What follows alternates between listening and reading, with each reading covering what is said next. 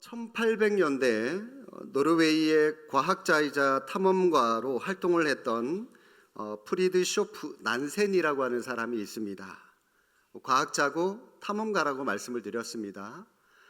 이 사람이 조금 호기심이 생겼어요. 어떤 호기심이 생겼냐면 이 북극의 바다 깊이가 얼마나 깊은지 한번 측량을 해봤으면 좋겠다.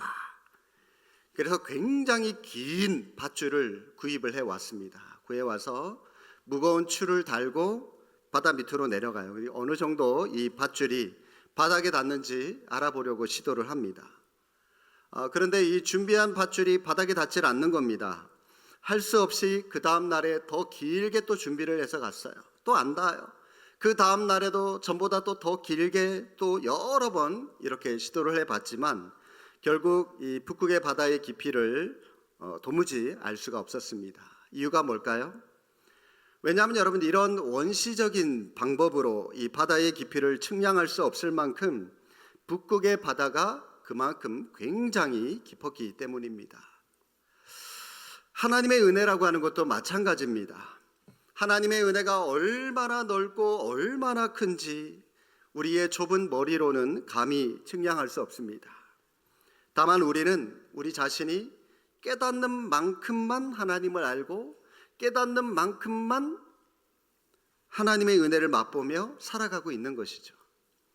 예를 들어서 하나님의 은혜가 요만큼이라고 생각을 해보세요. 이만큼인데 이만큼의 은혜를 내가 요만큼 경험한다면 나는 요만큼 은혜를 받으며 누리며 살아가는 것이고, 또 남들보다 조금 더 은혜를 받았다면 요만큼 경험하며 살아가는 것인데, 하나님의 은혜가 이게 아니라 더 넓다고 쳐도요, 하나님의 은혜를 결국 우리가 깨닫지 못하는 사람이 있다면 그 사람은 결국 하나님의 은혜를 알 수가 없고, 하나님의 은혜가 얼마나 넓고 깊은지 도무지 그 사람하고는 상관없는 인생을 살아갈 수밖에 없는 것입니다. 아마 우리 기독교인들이 가장 많이 사용하는 용어가 있다면 은혜라고 하는 용어죠. 말입니다. 우리 찬양대 찬양을 불렀는데요, 기가 막히게 오늘 은혜하고 관련된 그런 주제의 말씀을 나누려고 했는데 찬양도 집사님 겁나게 선곡을 잘해 주셔서 감사합니다. 네. 많은 분들이 그러죠. 목사님, 설교에 은혜 받았습니다. 호산나 찬양대 찬양에 은혜 받았습니다. 우리 11순 특송하는데 은혜 받았습니다. 목사님, 기도회 기도 시간에 기도할 때 은혜 받았습니다. 이래서 은혜 받았고 저래서 은혜 받았습니다. 다양한 이유로 우리는 은혜를 받았습니다 라고 얘기를 합니다. 그런데 많이 사용하는 만큼 또 많이 오해하기도 하고요, 많이 오용하기도 하는 말이 바로 또 이 은혜라고 하는 말인 것 같습니다. 오직 은혜로 구원받았으니까 내 마음대로 살아도 된다라고 많은 사람들이 생각을 합니다. 왜요? 하나님의 은혜가 얼마나 넓은데 이까지 내 죄도 용서하지 못하겠어? 이까지 것도 하나님께서 품어주지 못하겠어? 그러면서 우리는 내 마음대로 살아가요. 또 어떤 사람들은 하나님께서 무조건 은혜를 베푸실 거니까 굳이 희생하거나 굳이 헌신할 필요도 없어. 하나님이 내가 얼마나 바쁘게 살아가야 되는지, 얼마나 내가 사업을 꾸려야 되는지 하나님께서 다 이해하실 거야. 그러면서 우리는 자기 합리화하면서 자기 마음대로 살아가죠. 여기서도 은혜, 저기서도 은혜, 이처럼 은혜라고 하는 말을 우리가 많이 사용하는데, 여러분, 이 은혜라고 하는 것이 무엇일까요? 뭘 보고 은혜 받았습니다 라고 말씀을 하시는 것이죠? 은혜라고 하는 말의 성경적인 뜻은 사랑, 긍휼, 자비, 이런 뜻입니다. 절대적 주권자인 하나님께서 그분의 백성에게 베푸시는 무조건적인 사랑, 또는 받을 자격이 없는 사람에게 값없이 베푸시는 자비, 이걸 은혜라고 하는 것입니다. 성도 여러분, 우리는 매 순간 하나님의 은혜 속에서 살아가고 있습니다. 하나님의 은혜가 없이는 우리는 단 한순간도 살 수가 없습니다. 우리는 매일 값으로 계산할 수 없는 햇볕을 우리는 공급받고, 또 공기, 이 산소를 공급받고 우리는 살아가고 있습니다. 여러분, 공짜잖아요, 그죠? 그런데 이 태양을 보십시오. 우리는 이 태양으로 인해서 우리는 전기를 쓰지 않습니까? 매달마다 우리는 이 청구서에 전기값 내라고 날라와요. 그 돈을 내야 돼요. 만약 하나님께서 너 햇빛 쐬고 살아가니까 나한테 돈 지불해. 얼마를 우리가 하나님께 돈을 내야 될까요? 뭐 수백만 원, 수천만 원 내야 될 것 같아요. 그것뿐입니까? 공기도 마찬가지예요. 여러분, 이 힘이 딸려가지고 몸의 질병으로 인해서 자가호흡하지 못하는 분들, 병원 가면 인공호흡기 착용하고 있는 분들, 산소를 주입하고 있는 분들 볼 겁니다. 여러분, 우리는 공짜로 이 산소를 들이마시고 살아가고 있잖아요. 이 공기도 하나님께서 우리에게 이 돈을 지불해라 그러면 얼마를 지불해야 될까요? 공짜예요. 이게 은혜라는 겁니다. 햇빛과 공기, 이 모든 것들을 예수님을 믿는 사람이든 믿지 않는 사람이든 모든 사람들에게 골고루 하나님께서 주시는 것, 은혜죠. 그런데 여러분, 이 은혜를 모든 사람들에게 주시는 은혜이기 때문에 일반적인 은혜 또는 보편적인 은혜다라고 그렇게 부릅니다.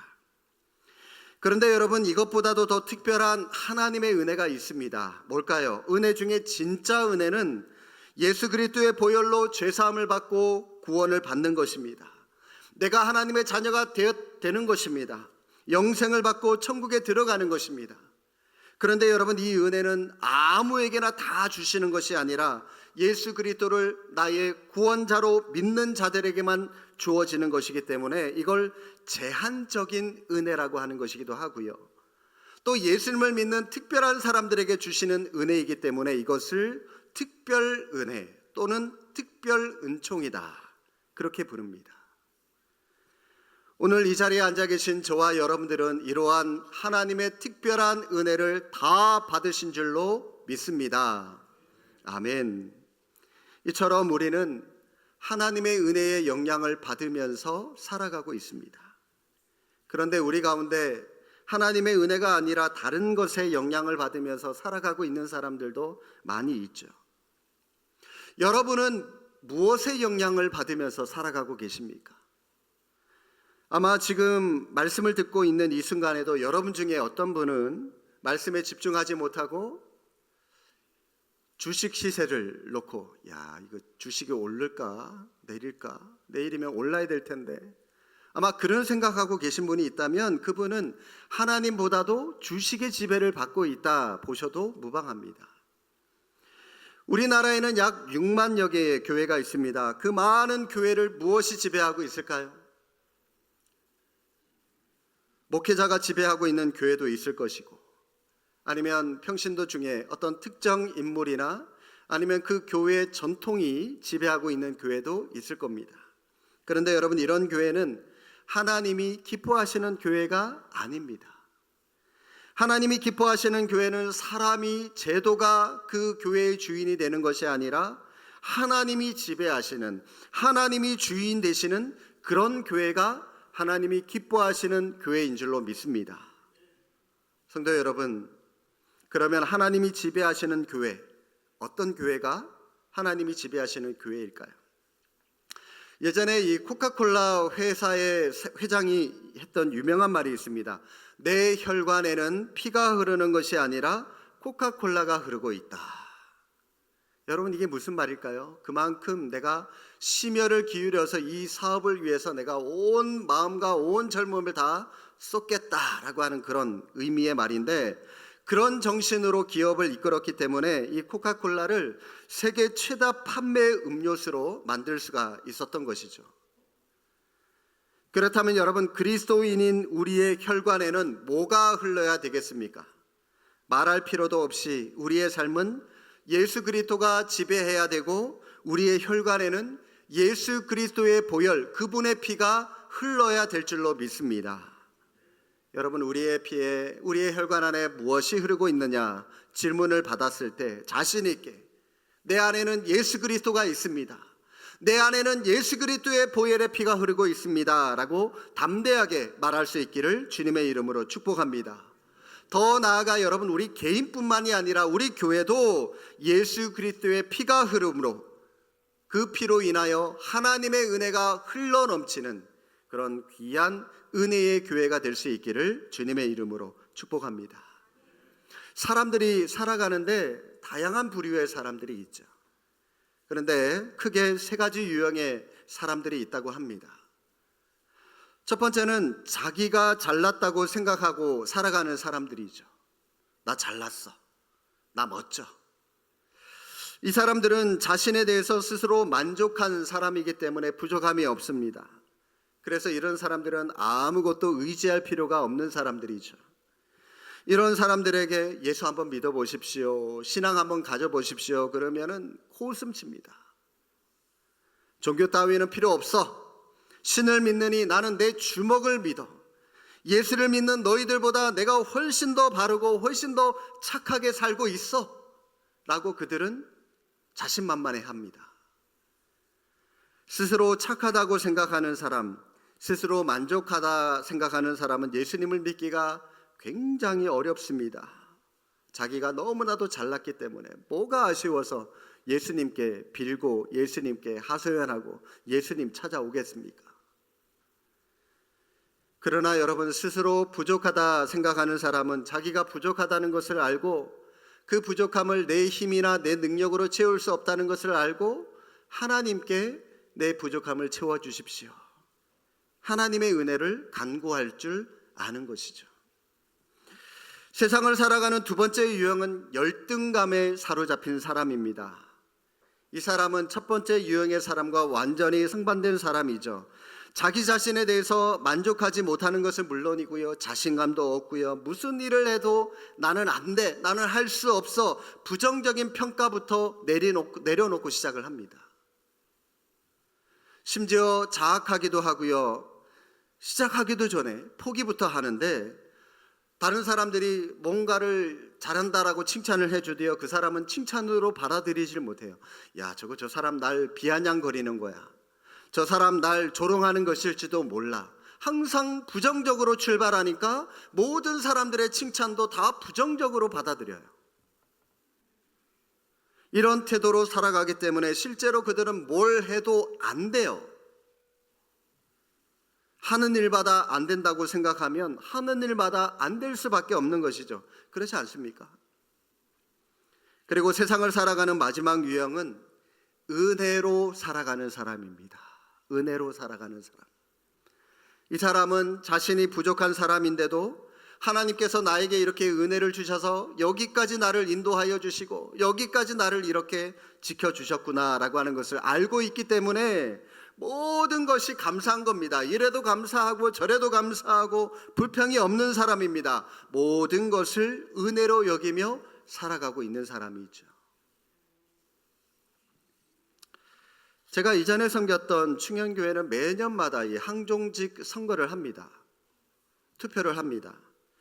저와 가깝게 지내는 안수 집사님 한 분이 이 장로 피택 선거에서 떨어졌어요.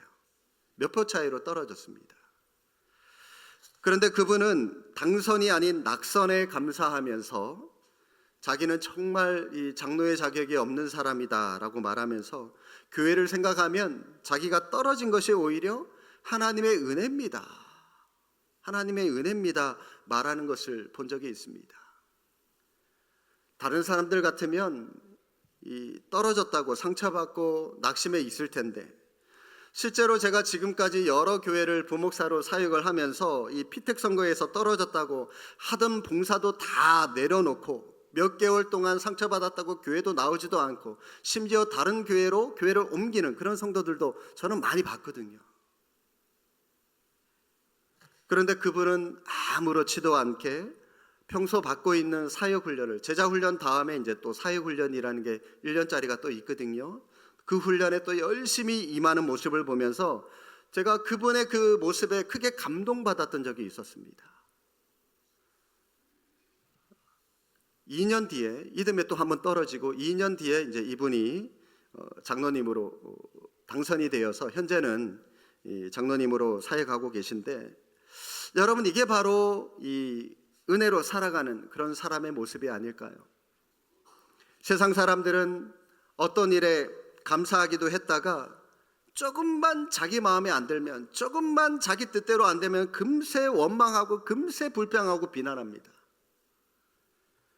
그러나 그리스도인인 우리는 그런 변덕을 부리면 안 됩니다. 왜냐하면 우리는 하나님이 합력하여 선을 이루시는 그런 하나님이시다라고 하는 것을 알고 믿고 있기 때문입니다. 우리 그리스도인들은 신실하신 하나님을 바라보고 살아가는 사람들입니다. 그래서 우리 그리스도인들은 기다릴 줄 알아요. 지금 당장 이 일이 내 뜻대로 이루어지지 않는다 할지라도 언젠가는 하나님께서 선하신 길로 내 길을 인도해 주실 것이다 라고 하는 것을 믿고 있기 때문에 불평하지 않고 원망하지 않고 묵묵히 기다릴 줄 아는 사람, 이런 사람이 신앙의 사람, 하나님의 사람이다라고 하는 것입니다. 은혜를 은혜로 아는 것, 아니 모든 것을 은혜로 아는 것, 그것이 우리의 삶을 더욱 은혜롭게 해 주시는 것입니다. 얼마 전에 길을 걸어가다가 저 멀리서 시끄럽게 싸우는 소리가 들렸습니다. 횡단보도 앞에서 이 두 여자가 아주 격렬하게 말싸움을 하고 있었습니다. 제가 들으려고 해서 들은 게 아니라 워낙 시끄럽게 큰 소리로 얘기를 하면서 싸우길래 들렸어요. 자세히 들어보니까 싸움의 경위가 이랬습니다. 한 여자가 유모차를 끌고 천천히 횡단보도를 건너고 있었는데 차에 타고 있던 그 다른 여자가 빨리 건너가라고 경적을 크게 울렸어요. 빵빵. 그 바람에 유모차에 타고 있던 아기가 깬 거예요. 차에 타고 있는 여자는 이 신호등이 빨간 신호등으로 바뀌었는데 왜 빨리 건너가지 않았느냐 막 큰 소리로 욕하면서 소리를 질러댔고요. 횡단보도를 유모차를 두고 건너고 있는 여자는 네가 이 경적기를 크게 울리는 바람에 우리 아이가 깨지 않았냐 그러면서 왜 이 경적기를 울리느냐 또 막 욕을 하면서 서로 이 소리를 질러대는 그런 상황이었습니다. 너 때문이야 라고 말하는 곳에는 여러분 이 은혜라고 하는 것이 있을 수 없습니다. 은혜가 없는 사람들은 자기 입장에서만 생각할 줄밖에 모르는 것이죠. 여러분 이 결과적으로 이 두 사람의 모습 보십시오. 서로 시간은 시간대로 더 늦어지고 빨리 가려고 했다가 더 늦어지고 감정은 감정대로 더 상할 뿐이죠. 은혜를 아는 사람 어떻게 말할까요?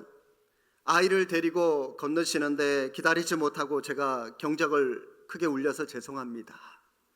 아닙니다. 신호등이 바뀌었는데도요 제가 빨리 건너가지 못해서 미안합니다. 여러분 이런 반응이 은혜가 있는 사람들의 모습이지 않겠습니까? 오늘 말씀 한번 보시기 바랍니다. 8절 9절 말씀 보시겠습니다. 너희는 그 은혜에 의하여 믿음으로 말미암아 구원을 받았으니 이것은 너희에게서 난 것이 아니요 하나님의 선물이라. 9절 행위에서 난 것이 아니니 이는 누구든지 자랑하지 못하게 함이라. 무슨 말입니까? 우리가 이 구원이라고 하는 것을 받았는데 그것은 우리가 잘났거나 혹은 뭔가를 잘해서 받게 된 것이 아니라 하나님의 일방적인 선물로 우리에게 주신 것이기 때문에 너 구원받았다고 잘난 척하지 마. 지금 그 말씀을 하시는 겁니다. 이처럼 인간의 공로가 자신의 구원에 아무런 영향력을 미칠 수 없다. 이걸 신학 용어로 인간의 전적 타락이라고 말합니다. 죄로 인해서 우리는 타락한 존재이기 때문에 여러분 우리의 공로로 우리의 힘으로 구원을 이룰 수 없어요. 오직 하나님의 은혜가 우리에게 부어져야만 우리는 은혜를 받을 수가 있는 그런 존재들입니다. 전적 타락한 존재들이기 때문에. 우리 기독교만이 가지고 있는 그런 유일한 교리인데요. 그런데 여러분 그렇다고 해서 우리의 행위가 구원과 전혀 관련이 없다? 여러분 꼭 그렇지만은 않습니다. 구약 성경에 우리가 얻은 이 구원을 가장 잘 설명해 주는 그런 사건이 있는데 이스라엘의 출애굽 사건입니다. 출애굽을 하는데 이스라엘 백성들 여러분 무슨 일을 했습니까? 그들이 한 일은 아무것도 없어요. 하나님께서 일방적으로 임재하셔서 모세를 지도자로 세우시고 또 이 10가지 재앙을 내리셔서 바로의 마음을 바꿔주시고 심지어 홍해를 건너는 것도 하나님께서 강력하게 역사하셔서 홍해를 갈라서 걸어가게 해주셨습니다. 하나님의 역사하심이죠. 전적으로. 이게 바로 여러분 칭의라고 하는 겁니다. 칭의. 의롭다 인정해 주신다라고 하는 것. 유대인들은, 그 백성들은 의로운 짓을 한 게 아무것도 없어요. 의로운 행동을 한 게 아무것도 없어요. 그럼에도 불구하고 하나님께서 일방적으로 그들을 의롭다고 인정해 주셔서 애굽으로부터 그들을 구원해 내셨습니다. 이게 칭의. 그런데 여러분, 이 홍해를 건넌 그 다음부터는 달라요. 광야를 걸어가고 가나안 땅까지 가기까지는 이 이스라엘 백성들이 자기들이 직접 걸어가야 되는 겁니다. 물론 하나님께서 그 중간에 만나와 메추라기 물이라고 하는 것을 주시죠. 여러분, 광야에 먹을 게 뭐가 있습니까? 농사를 지을 수 있나요? 밭을 일굴 수가 있나요? 먹을 게 없으니 당연히 초자연적인 하나님의 은혜, 만나와 메추라기 물을 주실 수밖에 없는 것인데, 그런데 중요한 것은요, 가나안 땅까지 가는 그 길은 하나님께서 대신 걸어가 주지 않습니다. 자기들이 직접 걸어가야 돼요. 이건 성화입니다. 성화. 예수님을 닮아가는 모습, 하나님의 백성답게 살아가는 모습, 그게 성화죠. 이스라엘 백성들 광야를 지나서 적들과 싸우고 가나안 땅을 정착하기까지, 그것은 그들이 직접 가야 하고 직접 싸워야 하고 직접 해야 하는 일들입니다. 우리도 마찬가지입니다. 칭의. 우리가 구원받는 문제까지는 우리가 할 일이 없습니다. 구원은 말 그대로 공짜로 하나님께서 일방적으로 은혜를 베푸셔서 우리에게 주시는 것입니다. 그러나 구원받은 이후부터는 달라요. 신앙생활을, 우리의 신앙생활을 예수님께서 직접 해주시는 거 아닙니다. 내가 직접 걸어가야 돼요. 물론 중간중간에 이스라엘 백성들에게 만나와 메추라기 물을 공급해 주셨듯이 하나님께서 우리의 삶 속에 은혜라고 하는 것을 주시지만, 그러나 저 천국을 향하여 걸어가는 길은 내가 직접 걸어가야 되는 겁니다. 말씀 보고 기도하고 예배하고 어떻게 하든 하나님의 백성답게 살아가려고, 그 백성에서 떨어지지 않으려고 내가 직접 노력하면서 그렇게 천국을 향하여 살아가는 모습, 칭의와 성화, 이 두 가지 모습을 우리는 다 가지고 살아가야 되는 그런 존재들입니다. 에드워드 호퍼라고 하는 목사님이 계신데, 이분이 작사한 찬송가가 우리 찬송가 375장에 실려 있습니다. 가사가 이렇습니다.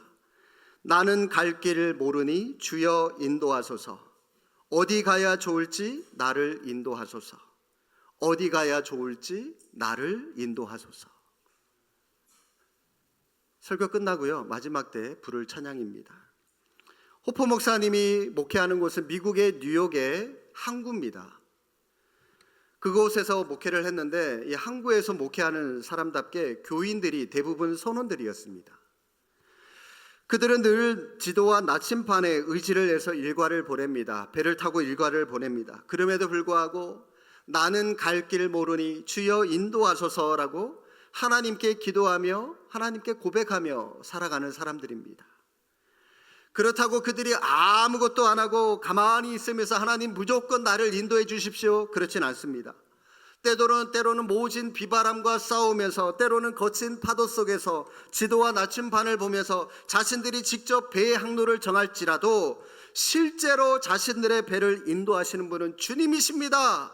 그런 의미에서 고백한 말, 고백한 찬양, 주님 나를 이끌어 주십시오, 이 고백을 그 선원들이 했다라고 하는 것입니다. 성화의 모습을 굉장히 잘 보여주고 있는데, 간혹 우리 성도님들을 보면 하나님의 은혜로 내가 진급했습니다, 하나님의 은혜로 집장만을 했습니다 라고 하는, 그 외에도 많은 얘기들을 듣게 되는데, 그런데 여러분, 어떤 분들의 얘기를 들어보면 하나님의 은혜를 빙자해서 우리 자식이 이렇게 잘났습니다, 내가 이렇게 잘났습니다, 자기 자랑을 은근히 하는 사람도 간혹 있어요. 여러분, 정말로 그 은혜가 진짜 은혜인지 점검하는 방법이 있습니다. 뭐냐 하면, 혹시 내가 하는 그 말 속에 자기 자랑이 들어있지는 않은지 한번 체크해 보십시오. 아무리 내가 하나님의 은혜로 내가 이렇게 되었습니다 고백한다 할지라도요, 그 속에 자기 자랑이 섞여 있으면 아무리 여러분들이 은혜라고 우겨도요, 그것은 절대로 은혜가 아닙니다. 그냥 자기 잘난 교만을 얘기할 뿐이죠. 10절 말씀 함께 한번 읽겠습니다. 우리는 그가 만드신 바라 그리스도 예수 안에서 선한 일을 위하여 지으심을 받은 자니 이 일은 하나님이 전에 예비하사 우리로 그 가운데서 행하게 하려 하심이니라. 우리는 그가 만드신 바라라고 할 때 이 만들다라고 하는 헬라어가 포이에마라고 하는 뜻인데요, 여러분 이 정도는 여러분들이 좀 알아두시면 좋을 것 같아요. 포이에마, 작품이다라고 하는 그런 뜻입니다. 그래서 이 표준 세번역과 공동번역은 이 말을 우리는 그의 작품이다라고 그런 말로 번역을 했습니다. 굉장히 더 와닿는 그런 말씀인 것 같은데, 그런데 여러분 이 작품 포이에마라고 하는 이 헬라어에서 파생된 영어 단어가 있습니다. poem이라고 하는 단어가 있는데 시라고 하는 말입니다. 시. 우리 언어를 가장 함축 있게 만든 문학이 시이지 않습니까? 시는 뭔가를 하나 묘사를 해도요, 그냥 단순하게 글을 쓰지 않습니다. 단어 하나하나를 고르고 골라서 따듬어서 한 편의 시를 만들죠. 그 짧은 시지만 그 시 안에 모든 인생이 다 담겨 있는 것 같아요. 모든 상황, 모든 형편이 다 담겨 있어요. 그만큼 짧은 시지만 시인은 그 한 구절에 모든 걸 다 함축해서 녹여내는 시, 글. 이처럼 저와 여러분은 그냥 보통 그냥 평범한 작품이 아니라 하나님께서 심혈을 기울여서 고르고 골라서 만든 그런 시적인 작품이고 아주 놀라운 예술적 작품이 우리라고 하는 겁니다. 우리예요, 우리. 한마디로 저와 여러분은 하나님의 놀라운 걸작품, 명품이라고 하는 것입니다. 그런데 여러분, 하나님이 우리를 이런 명품으로 지으신 이유가 뭐라고요? 다시 한번 10절 중간에 보십시오. 선한 일을 위하여 지으심을 받은 자니, 선한 일을 행하게 하려고 하나님께서 우리를 지으셨다라고 말씀을 하십니다. 이것이 우리의 존재 목적입니다. 여러분, 선한 일 무엇일까요? 구제하고 여러 사람 돕고 베풀고, 이것도 선한 일이죠. 그런데 여러분, 하나님의 관점에서 선한 일 뭡니까? 우리가 지금까지 살펴봤던 10계명, 세 계명, 위로는 하나님을 사랑하고 옆으로는 사람을 사랑하는 것, 이게 하나님의 관점에서 선한 일을 하면서 살아가는 겁니다. 제가 누누이 강조하는 말로, 믿는 사람은 믿는 사람다워야 됩니다. 하나님이 왜 우리를 지으시고 왜 우리를 구원하셨냐 하면, 구원받은 사람답게 살아가게 하기 위해서 우리를 구원하신 겁니다. 그렇기 때문에 우리가 그리스도 예수 안에서 선한 일을 하지 않는다라고 하는 것은 하나님께서 우리를 만드신 것에 대한 모독이라고 할 수가 있는 것입니다. 집을 지을 때는 설계도대로 집을 지어야 그 집이 무너지지 않습니다. 마찬가지로 우리 인생도 누가 설계하셨습니까? 하나님께서 설계하셨기 때문에 하나님의 뜻대로, 하나님의 계획대로 우리의 인생이 차곡차곡 지어지고 그 뜻대로 따라가야 우리의 인생이 허물어지지 않을 수 있는 겁니다. 그 하나님의 설계도에 충실한 사람만이 예수 그리스도가 인정한 진정한 그리스도인이요, 또 그 일을 위해서 하나님께서 우리를 작품으로 만드셨다라고 하는 것입니다. 서두에 우리가 은혜 받았다라고 하는 말을 많이 한다라고 여러분들에게 말씀을 드렸는데, 여러분, 이 은혜 받았습니다라고 하는 말을 다른 말로 좀 더 쉽게 말하면 깨달았습니다, 그런 말도 같은 말인 것 같습니다. 예배를 드리는데 마음에 평안함이 옵니다. 말씀을 듣는데 마음에 진한 감동이 됩니다. 깨달아졌으니까 그런 감동이 되는 것이죠. 마음이 뜨거워지고 마음이 움직입니다. 아, 내가 지금까지 엉뚱하게 살아왔구나, 이렇게 살아가면 안 되겠구나, 회개가 됩니다.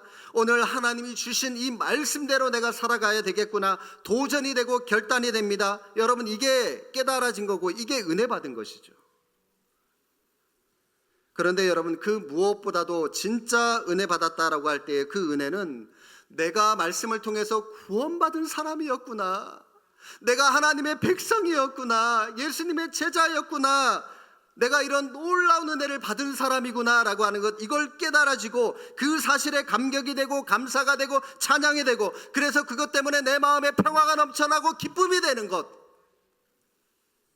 이제부터 남은 나의 생에 하나님을 위해서 살겠습니다, 이렇게 결단이 되는 것, 이게 은혜 받은 사람의 모습이다라고 하는 것입니다. 그래서 예수 믿고 구원받은, 은혜 받은 분들은 특징이 있습니다. 겸손합니다. 하나님, 제가 뭔데 이런 은혜를 베풀어 주셨습니까? 제가 뭔데 이렇게 저를 사랑해 주셨습니까? 나 같은 사람을 구원해 주시고 하나님의 자녀 삼아 주신 것에 대해서 그저 감사할 것밖에 없는 것이죠. 그러니 이에도 감사, 절에도 감사, 장로가 되어도 감사, 장로가 떨어져도 감사, 권사 되어도 감사, 권사가 안 돼서 떨어져도 감사, 사업이 잘 돼도 감사, 사업이 안 돼도 합력하여 선을 이루실 하나님, 내 사업을 하나님께서 이끌어 주실 그 하나님, 하나님의 선하심을 믿기 때문에 그래도 감사. 저와 여러분은 이 크신 구원의 은혜를 입은 줄로 믿습니다. 저는 우리 교회가 은혜가 가득가득 차다 못해서 막 흘러 넘쳤으면 좋겠습니다. 그러기 위해선 우리 교회의 구성원인 저와 여러분이 먼저 하나님의 충만한 은혜를 받으셔야 됩니다. 그래야만 우리 교회 안에 그 은혜가 충만할 뿐만이 아니라 여러분의 가정으로, 여러분의 직장으로, 일터로, 또 세상으로 하나님의 그 선한 영향력, 은혜의 영향력을 보낼 수가 있기 때문입니다. 그래야만 또 하나님이 기뻐하시는 교회, 또 우리 표처럼 경배의 대로를 수축하는 여러분의 가정을 이뤄갈 수 있는 것이죠. 이 은혜가 충만한 저와 여러분, 우리의 삶의 여정이 되시길 주님의 이름으로 축복합니다. 기도하겠습니다.